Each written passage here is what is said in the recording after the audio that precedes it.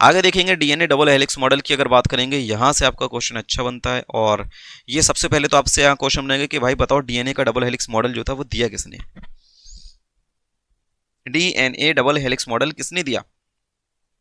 तो आपका क्वेश्चन बनेगा कि डीएनए डबल हेलिक्स मॉडल जो दिया है, आपका आंसर जाएगा किसने दिया है, वॉटसन और क्रिक ने दिया। किसने दिया है, वॉटसन एंड क्रिक। ईयर कौन सा था, 1953 की बात है।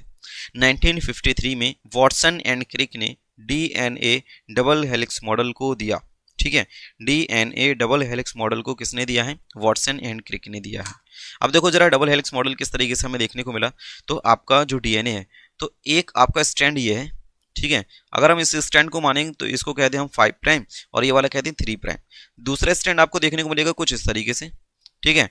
तो अगर ये वाला 5 प्राइम है तो ये वाला स्टैंड जस्ट इसका अपोजिट होता है, 3 प्राइम हो जाएगा, और ये वाला क्या हो जाएगा, 5 प्राइम। यही सेम स्ट्रक्चर आपको यहाँ पर दिखाया गया है।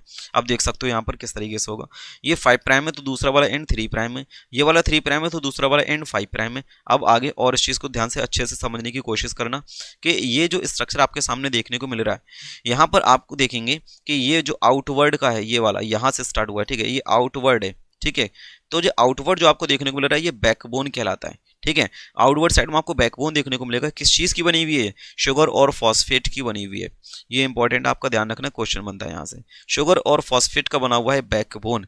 फिर अगर आप इनवर्ड साइड में देखेंगे तो अंदर की तरफ आपको देखने को मिल रहा है क्या, नाइट्रोजन बेस। तो अगर बाहर के ये वाले जो स्टैंड देखेंगे ये हमारे बने हुए हैं किस चीज के, ये हमारे बने हुए हैं बैकबोन कहलाएगा, शुगर और फॉस्फेट के बने हुए हैं। और जो अंदर की तरफ आपको डबल बॉन्ड ट्रिपल बॉन्ड के साथ में जुड़े हुए न्यूक्लियोटाइड्स देखने को मिल रहे हैं, सारे के सारे नाइट्रोजन बेस आपको कहां पर देखने को मिलेंगे, अंदर की तरफ आपको देखने को मिलते हैं, ठीक है।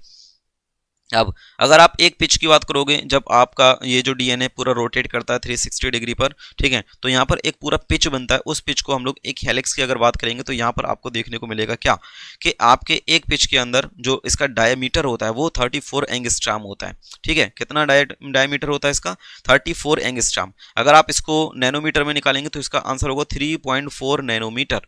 इसका नैनोमीटर में ये वैल्यू आएगा 3.4 नैनोमीटर, ठीक है। अब अगर इसका डिस्टेंस की बात करेंगे तो इस एक पिच के अंदर टोटल 10 बेस पेयर होते हैं, ये भी आपको ध्यान रखना है। और अगर एक बेस पेयर से दूसरे बेस पेयर की अगर आप दूरी देखोगे, दो न्यूक्लियोटाइड्स के बीच में जो दूरी होती है वो कितनी होती है, तो एंगस्ट्रॉम में आपका आंसर जाएगा 3.4 एंगस्ट्रॉम। और अगर आप नैनोमीटर में आंसर दोगे तो इसका होगा 0.34 नैनोमीटर। देखें जरा, बोथ स्टैंड्स यहाँ पर स्टार्ट पॉइंट बना करके आपको लिखवाया गया है, ये इस चीज को समझना आप। अब यहाँ पर मैं आपको एक बार फिर से रिपीट कर दे रहा हूँ, डीएनए का डबल हेलिक्स मॉडल जो आपके पास में देखने को मिलता है, दो आपको स्टैंड देखने को मिले, एक 5 प्राइम से 3 प्राइम जाएगा तो दूसरा वाला 3 प्राइम से 5 प्राइम होगा, मतलब दोनों एक दूसरे के एंटी पैरेलल होते हैं। दूसरी चीज आपका क्वेश्चन जो बनेगा वो ये बनेगा कि बाहर की तरफ आपका बैकबोन देखने को मिलेगा जो किसका होगा, शुगर और फॉस्फेट का बना हुआ होगा। अंदर की तरफ आपको जो देखने को मिलता है वो नाइट्रोजन बेस देखने को मिलेंगे, इनवर्ट साइड में हमें नाइट्रोजन बेस मिलते हैं, ठीक है। एक पूरा जो एक पिच होता है, एक पिच के अंदर आपको 10 बेस पेयर देखने को मिलेंगे, ये भी आपका क्वेश्चन बनता है। डायमीटर इसका 34 एंगस्ट्रॉम होता है, नैनोमीटर में अगर बात करें तो 3.4 नैनोमीटर आंसर जाएगा इसका। अगर आप एक बेस पेयर से दूसरे बेस पेयर की दूरी को देखोगे तो एंगस्ट्रॉम में अगर आप आंसर बताओगे तो 3.4 एंगस्ट्रॉम आएगा। और अगर आपसे नैनोमीटर में पूछा जाए तो आपका आंसर 0.34 नैनोमीटर जाना चाहिए, ठीक है।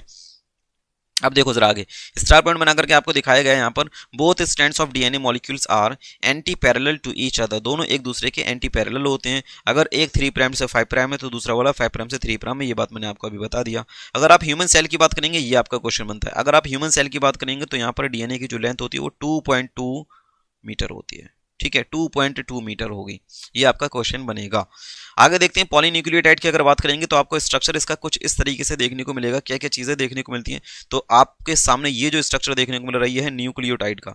और आप जानते हो, अभी आपने देखा कि न्यूक्लियोटाइड का जो स्ट्रक्चर होता है उसके अंदर क्या क्या चीजें देखने को मिली, आपको देखने को मिला फॉस्फेट, आपको देखने को मिला शुगर, और आपको देखने को मिला नाइट्रोजन बेस। 1, 2 और 3, ये 3 चीजें आपको देखने को मिली, ठीक है। तो आप इस तरीके से देख सकते हो, बीच में शुगर वाला होता है और शुगर से जुड़ा हुआ है फॉस्फेट। शुगर और फॉस्फेट के बीच में जो बॉन्डिंग आपको देखने को मिल रही है ये वाली, इस बॉन्ड को बोलते हैं फॉस्फोएस्टर बॉन्ड, ये है फॉस्फोएस्टर बॉन्ड, ठीक है। जब आप यहाँ पर देखोगे शुगर और नाइट्रोजन बेस के बीच में, तो आप इसको कहोगे, ये वाला जो हमारा बॉन्ड देखने को मिल रहा है ये, इसको हम कहेंगे ग्लाइकोसिडिक बॉन्ड। कौन सा बॉन्ड है ये, ग्लाइकोसिडिक बॉन्ड, ठीक है। तो ये फॉस्फोएस्टर बॉन्ड है और ये हमारा ग्लाइकोसिडिक बॉन्ड है। अब यहाँ पर जुड़ा हुआ हो सकता है कोई भी नाइट्रोजन बेस, हो सकता है प्यूरिन हो सकता है पेरिमिडिन हो, ठीक है।